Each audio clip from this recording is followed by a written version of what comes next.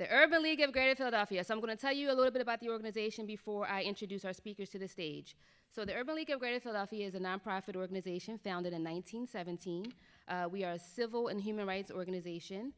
Our mission is to dismantle racially discriminatory practices and dismantle systemic barriers while expanding opportunities for historically disadvantaged communities. We do that. Thank you. Yes. Thank you. We do this by offering programs in the following areas. Workforce development for ages 18 to 34.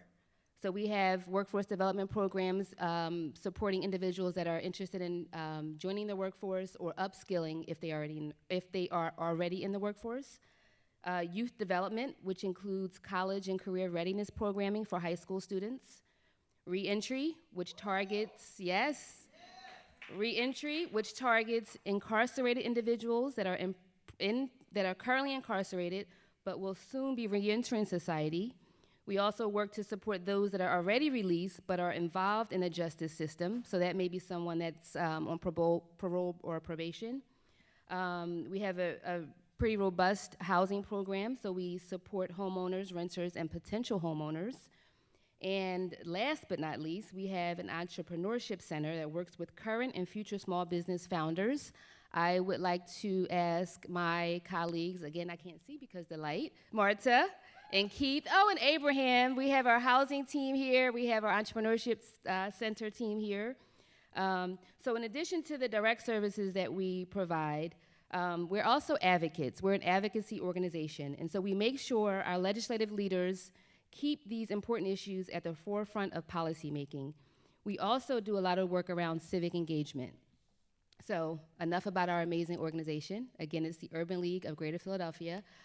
You can visit our website at urbanleaguephila.org if you are, or if you know of someone who may be in need of any of the services that I just mentioned. So enough about the Urban League. I am excited to kick us off by introducing our speakers to the stage. Tonight's author and special guest is Muhammad Abdul Hadi, who is the founder and owner of Down North Pizza, the mission-driven restaurant in North Philadelphia that exclusively hires formerly incarcerated individuals. Down North Pizza is the culmination of Abdul Hadi's 13-year vision and is a concept that has long been ingrained in him. Abdul Hadi has won the James Beards Foundation's Leadership Award, and he and the Down North team have been featured in, let me read the list off. They have been featured in the New York Times, the Washington Post, Bon Appetit magazine, I'm not done, the Today Show, Eater, First We Feast, and more. So there's more to that list. Tonight he will be speaking with us about his book, We the Pizza, Slanging Pies and Saving Lives, which tells the story of Down North Pizza and its social justice mission, alongside 65 recipes in the book. Next, the conversation will be moderated by Dr. Janice Dias, who is an educator, strategist, and change maker with a PhD in sociology from Temple University, specializing in political sociology. She is a tenured associate professor of sociology and a graduate faculty member of criminal justice at John Jay College of Criminal Justice. As president of the Grassroots Community Foundation, an international public health and social action training organization she co-founded in 2011, Dr. Janice leads efforts to empower communities and promote equity. Her funded research on mothers and children has been featured in prominent policy and social science journals. In 2021, she authored Parent Like It Matters, How to Raise Joyful, Change-Making Girls. This book is a practical guide for caregivers and is inspired by her life experiences. Driven by a passion for justice, she has dedicated her career to creating pathways for social transformation. Without further ado, please join me in welcoming Muhammad Abdul Hadi and Dr. Janice Johnson Dias.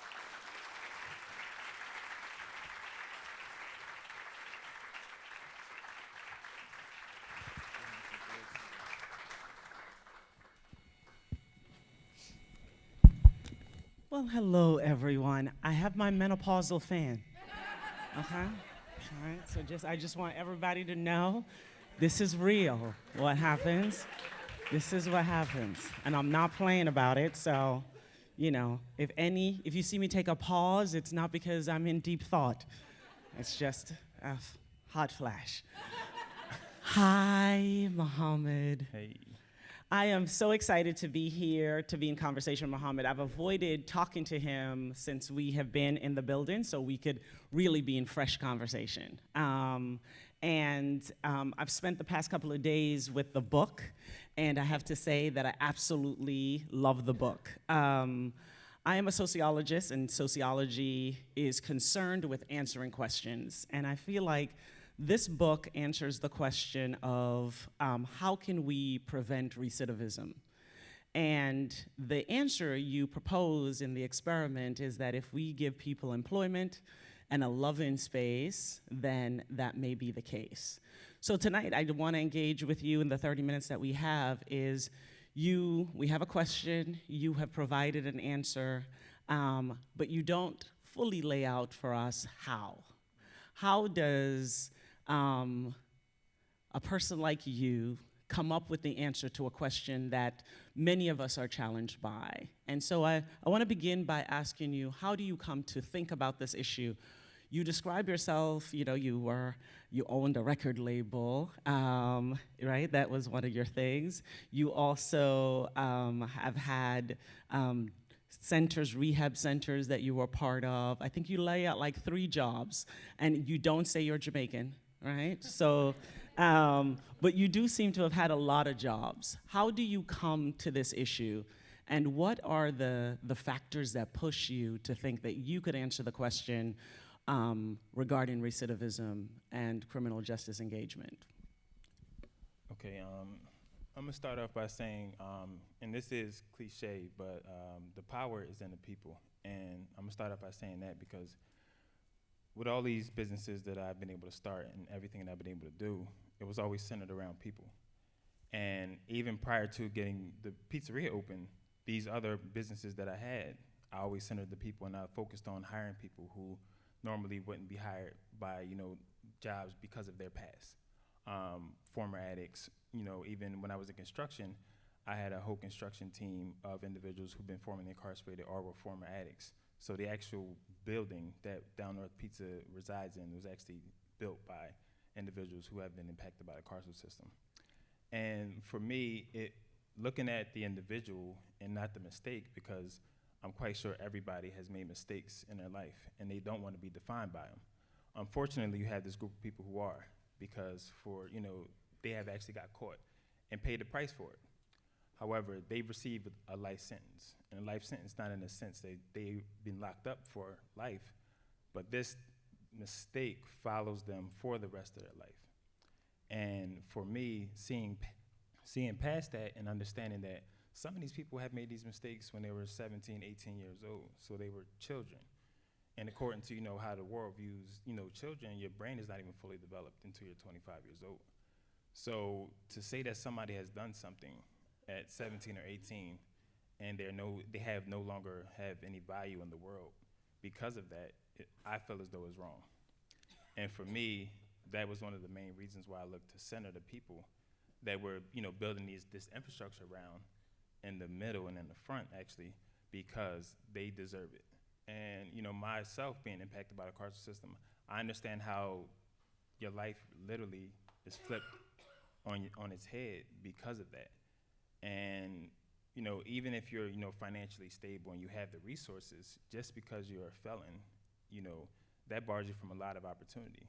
So creating this space was very important for them to feel comfortable and also for them to have the support that they need in order to thrive. Because at the end of the day, if they have the resources, if they have the employment, if they have the housing, then they don't reoffend. And that studies show that. And therefore, it becomes a matter of public safety. So we're talking about if these people have the essentials that they need, then they're not doing the things that they got locked up for in the first place. I really like this answer, but it feels academic to me. I want to take us to the answer. Why care about people? Like, why, how does a young black man in this world begins and care, says, people matter. People matter in what they do. People deserve a second chance. Like, where does that come from? I mean, I feel like throughout my life, when I take a step back and think about, my trajectory in life, and it wasn't, the normal pathway that, you would think someone would go through, going through school, getting kicked out of school, Well, what school did you go to, and why did people kick you out? What'd you do, Muhammad? What'd you do? Are you the people? Yeah, I would say that. Because I felt like in school, I was always the child that questioned things and always, figured that I can do things another way, and there was other ways to do things. So when you're in that system and in that structure, it doesn't really fare well. Okay, so we're not gonna name the school. You don't want to. Oh no, I will name the school. I went to. I'm a West Philadelphia native, so I went to Lee School. Graduated from West Philly High, so all my schooling was in West Philadelphia. You gotta give the people. You're in Philly. You gotta give the people a thing, right? And I'm a product of the Philadelphia public school system. And you feel like that's a good thing. I guess so. Right? And so what did you learn in the process of being a young person in Philadelphia, growing up in Philadelphia, that would lead you to this place? Because I think that as I'm reading the book, I feel like I'm in the middle of the story, right? Mm-hmm. You get to become this entrepreneur. You're a serial entrepreneur, right? Mm-hmm. And I am curious about the seeds that are planted that would bring you to the seeds, right? Seeds. Like, some people, there are no young people in here, would be like, fuck the people, right? Like, you don't say that. You say the people really matter. You say, we have to spend a lot of time, invest in people, provide them with this thing. But what's the source of it? I guess looking at the family dynamic and looking at my father, which I'm going to point to because he played a large role in my life. And I was able to witness and see him on his journey in centering people in community as he was a pioneer amongst the black Muslims in Philadelphia. And he was very involved in building that community and, building different mosques around the city. And I saw how important it was for him to be able to see, those things through and also have his hands in connecting people. And I was able to witness that at a very young age. And if we can even take a step further, beyond back, my aunt was a part of the Black Panther Party, Philadelphia chapter. So I guess. See, the people want to know, Muhammad. The people want to know. I guess it wasn't on me, it was in me. So it was like one of those things that it came natural. And for me, making money was cool, but if we're not having impact, it's not even fun. I love that. So that's kind of like, the Clef Note version. All right, I'll take the Cliff Notes. I write about parenting and socialization, so I knew somebody had to be in there while you have centered so much of your work always around the people. The way you describe in the book, you speak at length about the joy you got from helping persons who were formerly addicted find employment and thrive. And the rich narrative that is in the book is complemented by the bottom of the book. Each of the pages, there is data about the carnal state that takes you from the 1400s all the way to contemporary society. So as a sociologist, I love this, right? So we're seeing people's lives, and we're also seeing the social and political context that shapes their lives. So I wanted to get the same from you because, it is important that we recognize that we're shaped by all of these things happening simultaneously.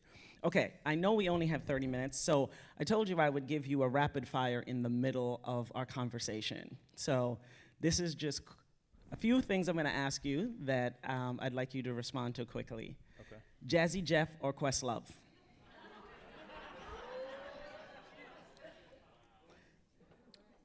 Jazzy Jeff. Okay. Betsy Ross or Ben Franklin?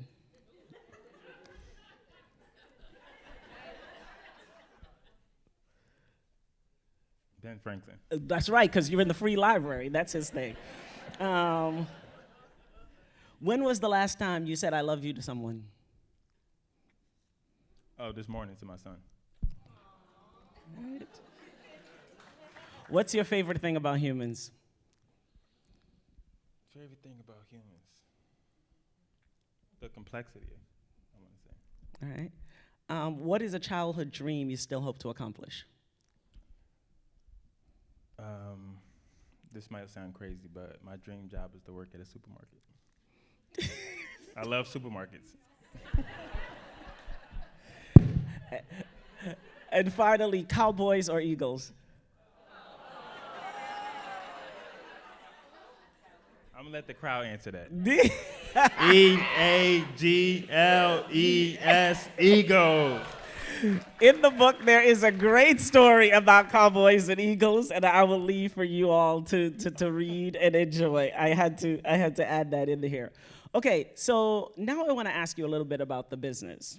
I listened to several conversations you had, and you say your work is not about, it's not a program, that it is a business, and you are an entrepreneur. And I would like you to talk to us a little bit about what's the best part of being an entrepreneur, and what are the parts of being an entrepreneur that people don't talk about enough? I talk about this a lot, and how just being an entrepreneur is over-glorified, because you see always, a lot of times the finished product, and you don't see the nitty-gritty and the hustle and the bustle that goes into not only starting something but sustaining it. And for me, I always, when people ask about being an entrepreneur, there's a difference between, in my opinion, of being an entrepreneur and a business owner. Entrepreneur usually, are doing something that it's, they're providing a service, and it's only them. They're providing a service, and for the most part, their money comes to them, and they're, sustaining their lifestyle based off whatever product or service that they're doing. However, a business owner usually, involves staff. It usually involves systems. It usually involves a lot of other things that are not as easy to sustain. So for me, I like to give people the full picture of what being a business owner is. And for me, what I feel like the hardest part about being a business owner is managing egos and personalities. If we look at it from, when you have a staff, right, you have to put together a team of people, right, that may not mix or mesh, right, but they all have specific skill sets that are required in order to make this thing work, right? When we talk about myself, opening up a restaurant, I had no restaurant experience, never been in the kitchen, never held a knife on a commercial kitchen, but I needed to have chefs. I needed to have people that knew more about that thing than I did. So when you talk about assembling a team to get you to the finish line, you have to worry and think about all those things, because there are, people say that, they check egos at the door, but everybody has an ego, right? And you have to figure out a way to how can we come together, because there's one common goal that we're all trying to get to, and you have to put those people together so that we can get there, because I can't do this by myself. Even as we continue to thrive and do different things, you may see me, but it's so many different, pieces to this puzzle to make this thing happen. And I don't need to be the smartest person, or I don't need to know everything. I just need to know what I know. And I think the most important part about myself and how I manage my own ego is like, I know what I know, but I also know what I don't know. And I always remind myself and play that back in my head constantly, because that's, the beauty of, when you're in this position, I think one of the most important things to have is humility. Because for me, I had to have humility, knowing that I want to start a restaurant, but I know nothing, right? That's why I knew you weren't Jamaican. Okay, so talk to me about staffing. How many people do you employ? Since we just opened up the new restaurant about 4 months ago, it was probably close to 20 people. Okay, and you employ people who are formerly incarcerated. What are your hiring processes, and what factors go into your hiring decision, right? You highlight a few hiring practices in the book, but what's the criteria? What gets a person yes, and what gets a person no? So when I opened up down north, the plan was to kind of get people together. We were going to, have this as a landing space for people who, come out the carceral system, or who've been incarcerated, who have had trouble finding employment. And that kind of grew into the people we started with just kind of sticking around and us growing, collectively. And we had everybody who, initially started with us, we look up 4 or 5 years later, and we still have the same people. and we had 0 recidivism. Nobody went back to prison. And all of, we debunked so many different myths around what happens when you get a bunch of, individuals who've been formerly incarcerated together. Is a recipe for disaster, because that's what people, were saying when I was like, I'm opening up this business in Strawberry Mansion and we're gonna do this. And they like, you must be out of your mind, because it sounds like a recipe for disaster.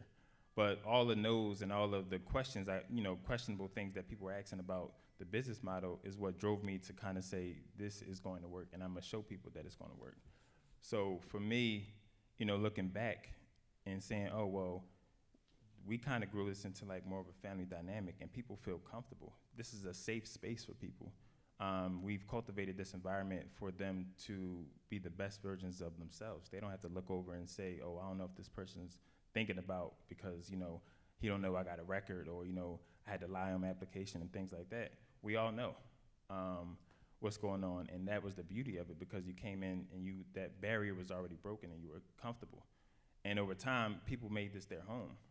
And that's why expansion had to happen, because we needed to create more opportunities for people, because we only can do but so much in the small space that we have in North Philly. So thinking about the expansion and how we could provide more opportunities for more people to have employment. So, the process for me typically is I meet people where they at. And I don't, take into account that some people might not know how to write a resume. And that shouldn't be a barrier for employment. And even if you're just coming home, for people who don't know about what goes on inside the prison, everybody, all the individuals on the inside, those are the ones who maintain and run the actual prison. Like the jobs and everything that goes on in there, those are by the residents there. So these people have skill sets that they don't even know sometimes that they do own and possess. So meeting people where they're at is very important, and making them feel comfortable. And because we had that dynamic where people are helping and willing to teach, you can actually learn a lot. So for me, if you don't have a resume, or if you, don't even know how to do that, that's not like, a no for me, because you don't. Well, what gets you a no? For me, what gets me a no is some people with certain offenses we just can't hire because of the capacity of our business. But I feel like, this is a fair chance, for everybody that comes in the door to at least have a chance to sit down and see, But like I said, it's certain people we can hire with certain offenses, and that's not, my call. But that's just things that we're not allowed to do because, the setup of the business. Okay. All right, thank you. Okay, talk to me about, so since we're talking about jobs, health insurance. How did you think about providing health insurance? Were there factors in terms of, you've now run several businesses, right?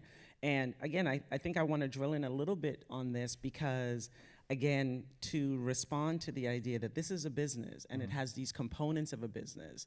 And whenever there's conversations about employment of people, these are the kinds of questions people would ask. They would ask about your training structure, your medical package, your pay rate, et cetera.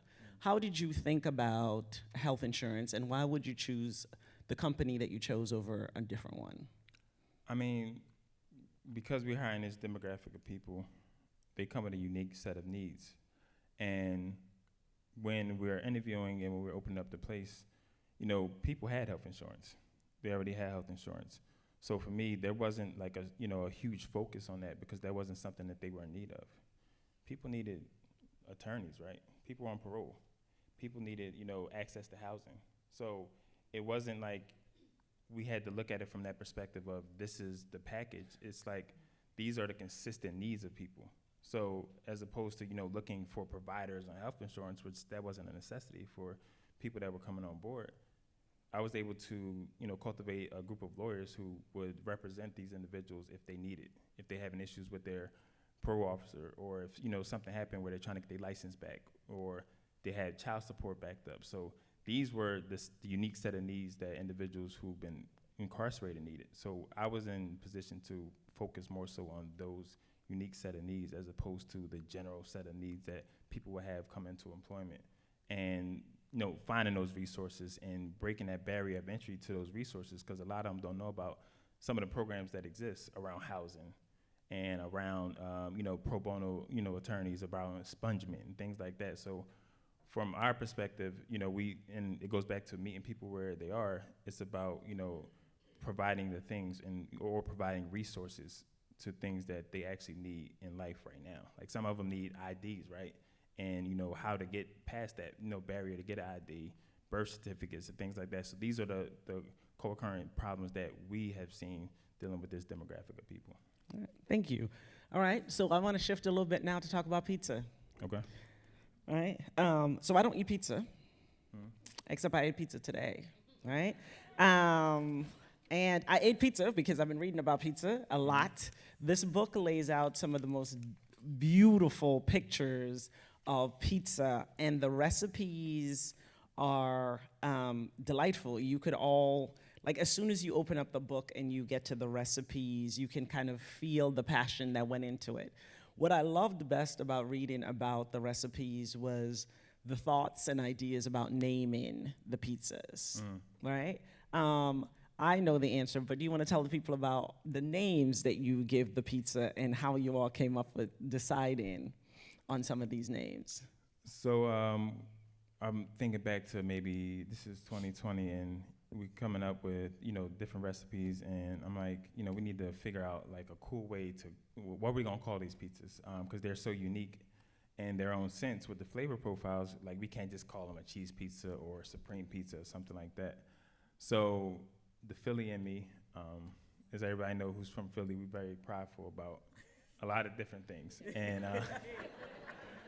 so I'm like, why don't we just name it after like famous like Philadelphia artists, songs, and things like that. I think that makes sense. And it was like, oh yeah, that makes a lot of sense. So we were looking at the pizzas and kind of lining them up with different songs and different artists, from around the city. And it was like, that's how we came up with the names of the pizza. And we just gonna run with that. And it made sense. And people appreciated that.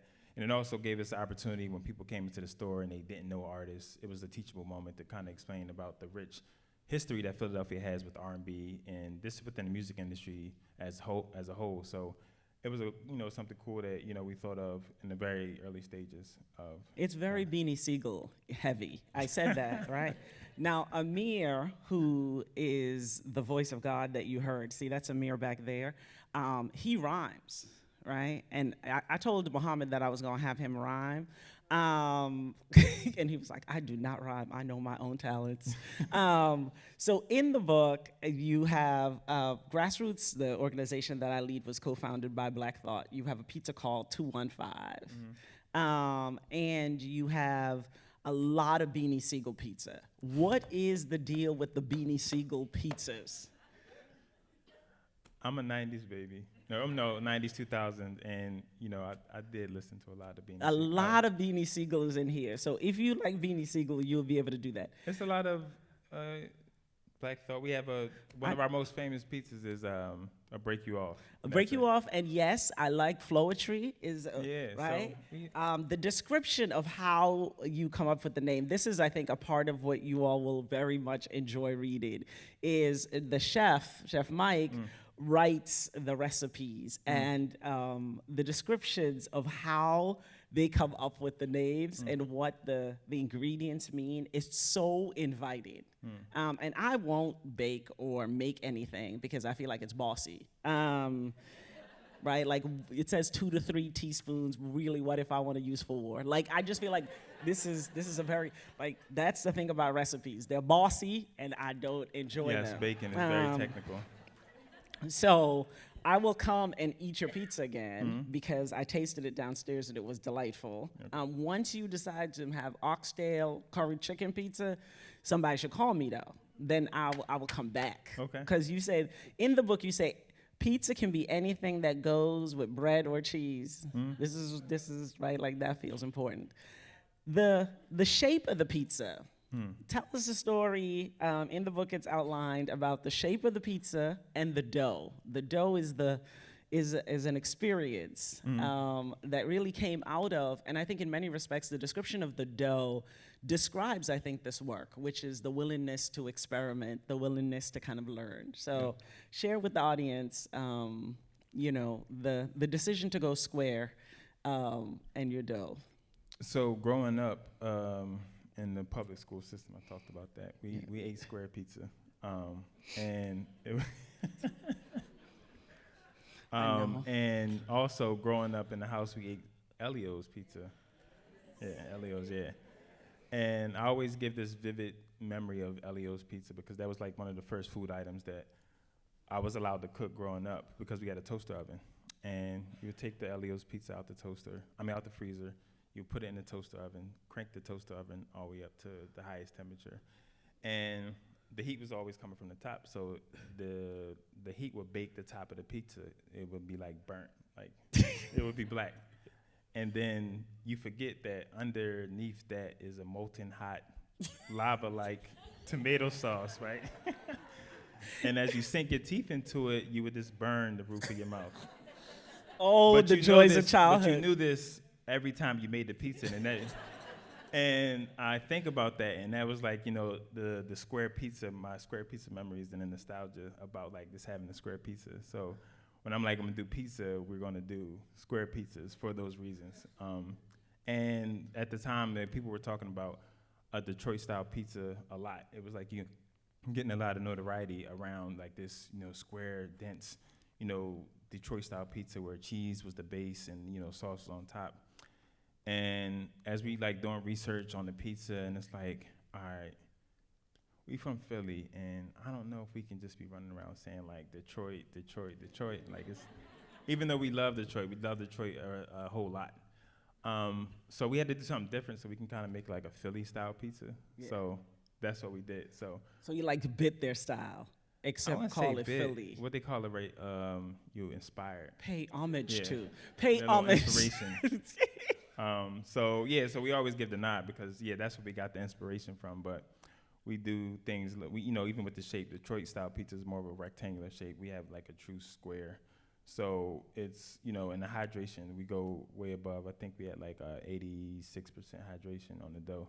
So that's, a lot of hydration in dough. So that's where you get like the chewiness from, and this high gluten flour that we use. So we wanted to kind of call something our own, even though, like I said, we were inspired by the Detroit style pie. But it worked out, and that's what we're doing. That's what we stick to. And well, I wait for your line of toaster ovens in your next iteration. We say, burn your mouth and feel your childhood.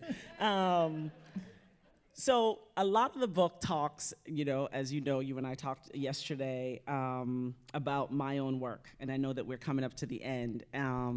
There's only one story of a woman in this book. Mm-hmm. And a lot of when people think about the carnal state, when they think about black communities, they're thinking about black men. I want to ask you to talk to me about the women in the story, in your story, from your early days until now, and how women and what role women are playing as you do this work. In my life, or are you talking about from the... In all of it, right? Like women in the early part of the story, the inspiration, women in terms of how many women are you employed now, women in terms of what the story means as you are building new spaces. And I have to get my fan now. It's time. Okay. I think my mic stopped working. When it comes to women, and I'm gonna start from me personally, none of this happens without women. I work with women closely, and for me, anything I've been able to do, women were at the helm of it. And I don't take that lightly because, growing up, I have a total of, I think, 11 sisters. And for me, always knowing that, how much of a vital part of my life and me being here today came from, women in general, is the reason why, the work that I do, I, always ensure that, for me and in the vicinity, women are around. And in regards to the story and in the book, I remember when we first opened, we had 3 women working with us. And the one that's referenced in the book, her name is Miss Tramell. Miss Tramell was an older woman. She just showed up at the shop one day, and she needed a job. She just left the halfway house. And we all were just sitting there, and it's like, that's our auntie right there, right? And we was like, come on, Miss Tramell. And Miss Tramell had no restaurant experience. She just came in. She's like, I just want to, I feel like this is where I'm supposed to be. And she came in and she, we, at the time, we didn't even know exactly what her role was going to be. And we didn't know at the time how important her role was going to be in kind of keeping us all together. And she was just like the cornerstone of everything in the beginning. And if anybody who ever been to the shop, like when we first opened, we had our own little expo system with how you would get your pizzas, or how you would know your pizzas were done. And she was the one that was going out yelling your name and the outside. And if anybody that grew up in our neighborhoods, you will always remember, the mom or the aunt that's yelling your name when it's time to come in the house.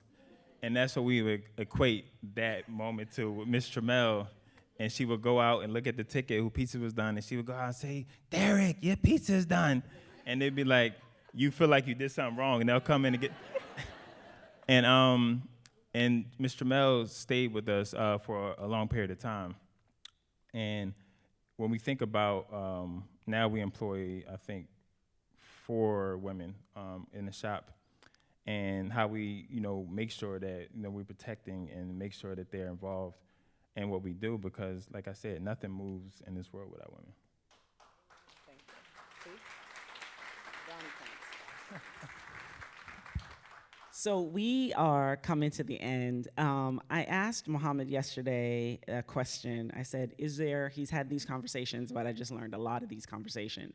Is there something that he wished people had asked him that no one has asked him yet? And he said he was gonna think about it. So now we are here today. What do you wish I had asked you that I didn't ask you? I didn't even think. Sorry.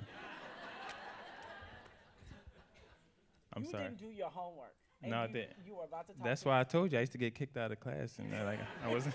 I'm not a good student. I'm telling you. But I also Is there anything you want to say? Yeah. So going back to the women, and I feel like it's very important to, as we uplift women and the work that I do, and that's connected. The cookbook was photographed by a woman from North Philadelphia.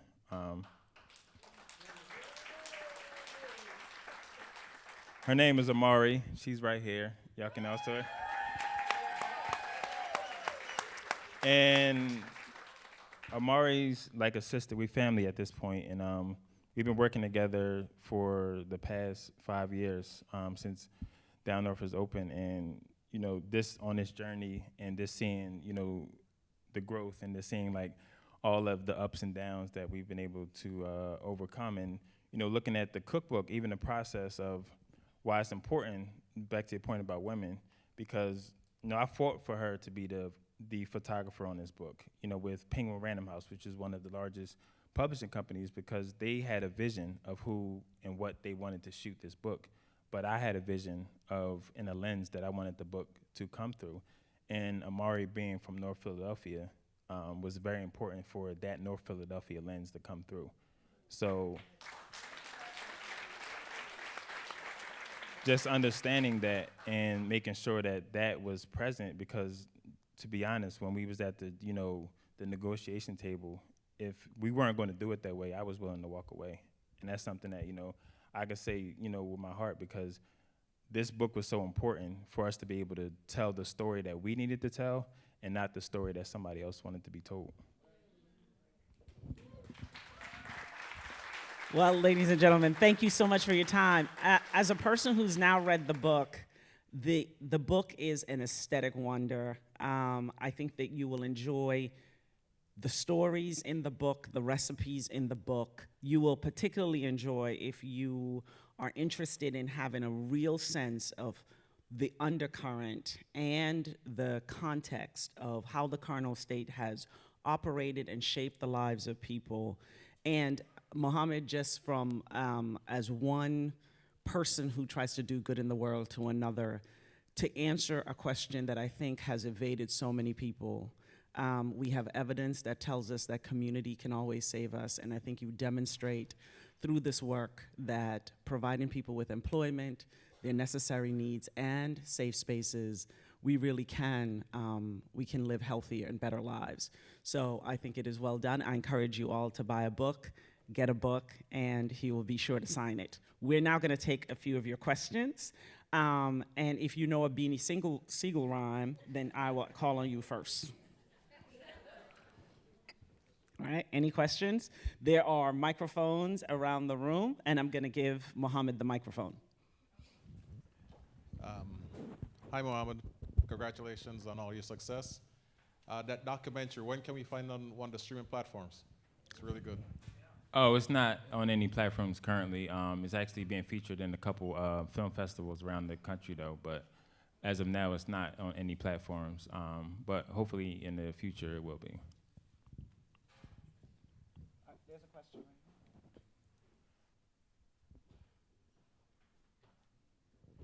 right here. Hello? Oh, sorry. Hi. What was the recipe development like in terms of like, are these the actual recipes from the restaurant? And if so, like, how was the process different from making it versus putting it, into words in a book? Yes, these are the actual recipes, but they're made in a manner that you can make them at home. So we make them a different way when we have a mixer that we can throw a 50-pound bag of flour in and cut, let's say 80 to 100 squares out of. So what we did was broke the recipes down for home bakers and home cooks to be able to cook and navigate the space and make the pizzas. So yes, they are the actual recipe. And it was just a matter of the process more so, in the book, we had to develop that home recipe for the actual pizza, and then they had to be tested by a plethora of different people to ensure that the recipe worked. And it wasn't like tested by chefs or professionals. It was just tested by people who wanted to, bake at their home or things like that. So this is how the process goes when typically when you do a cookbook, that they want to make sure that if you buy this cookbook and you take it home, that you'll be able to actually replicate whatever the recipe is. Well, our sponsor has a question, I feel like. Oh, go ahead. I'm like, I guess I have many questions, but so there may be people in the audience that are business owners or nonprofit leaders. They have the ability to hire individuals. So my question is, what advice, and we know that hiring formerly incarcerated individuals or someone with a record, it can be challenging for that individual. And you have the business owners who are, most times reluctant to engage or hire individuals with records. What advice would you give to someone who may be in a position to hire, and to encourage them to really consider hiring someone with a criminal record? What's some advice and like best practices, I guess? Yeah, first and foremost, it needs to be something that you sincerely want to do, because when you do it and it's not sincere, it shows, and it's not fair to the individual that you're hiring, because that's, I've heard of situations where somebody hires somebody and then first time something come up missing or something happens in a restaurant or in a place, it's like, oh, it must be the person that was formerly incarcerated, and it's never the one that was so that's, the type of things and the type of biases that come with individuals who just hire out of necessity. For me, if it's something that you sincerely want to do, look at the individual. Like when I interview people, I take, into account the resume or what they've wrote, but I really want to connect with the person and see what that person is about. See what, why, they ended up in certain situations. When we look at crime, right, what's at the center of crime? Poverty, right? So when you think about things that people did when they, out of necessity, these are things that in crimes possibly that was done out of necessity. And when we look at some of the neighborhoods, even like the one that we reside in, crime is prevalent because what else is prevalent? Poverty.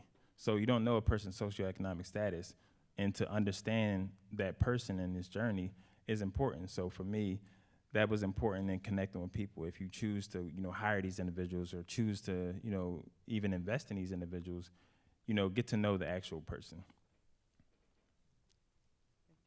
All right, there's one over here, And he had one back there, Amir and has decided that I can only ask one more, so we will end on that person. But there was the lady in white right here. Oh, okay, all right, lovely. I can ask without a mic. How did it catch a buzz? I mean, how does a little pizzeria in North Philly get found out? So you're a James Beard winner. I mean, how did it like, was the news involved? yeah, we had Wire? How did it roll? yeah. So the rollout was the rollout was that year, 2021. We received like a lot of national like press from opening up, and it was people were talking about the mission, and then once they actually tried the food, it's like, oh wow, this is actually some great pizza as well. So the mission got them in the door, and then people would talk about it, and because it was like people were surprised, like how are we making some of the best pizza that they've tasted. So it kind of became a thing that people wanted to write about. And then I think the first award that we received in 2021 was the best square pie by Philadelphia Inquirer. And then, from there, that summer, Bon Appetit named us one of the 12 best restaurants in America. And then the New York Times named us one of the 50 best restaurants in America later on that year. And because of those things, people started to notice that. And it seemed like, to your point, like we had like this, 10 locations, we had, 20 staff, and then people see like, oh, we were doing all of this from essentially a row home in North Philly. And it was like, people were just, proud to see that something like that, especially coming from Strawberry Mansion, where, we see that area is always being highlighted for negativity. Now you have something that's, opposing that, where you have the positive thing of what's happening in the Strawberry Mansion. And now, it's, people who would never come in Strawberry Mansion. I'm talking about, we've did partnerships with Hulu, where we've had Lehigh Avenue totally blocked off to film, and things like this weren't happening in North Philly. So we were able to give the people in the neighborhood hope, right? Because it was dismal. It was, if people visited the actual shop and you look around, there's a lot of, abandoned buildings. There's a food desert. It's a lot of things that are going on, and a lot of things that they suffer from. So for us to be able to highlight and show that, that there's possibilities and there's hope within what we're doing was huge, because now we have the whole community behind us.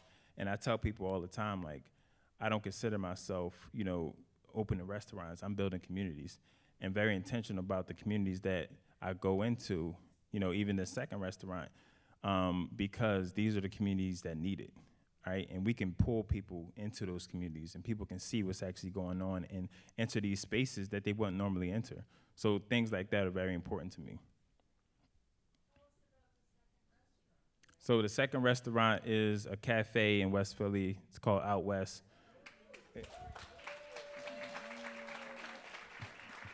It's 5127 Walnut Street. We have a beautiful space with an outdoor terrace, co-working space.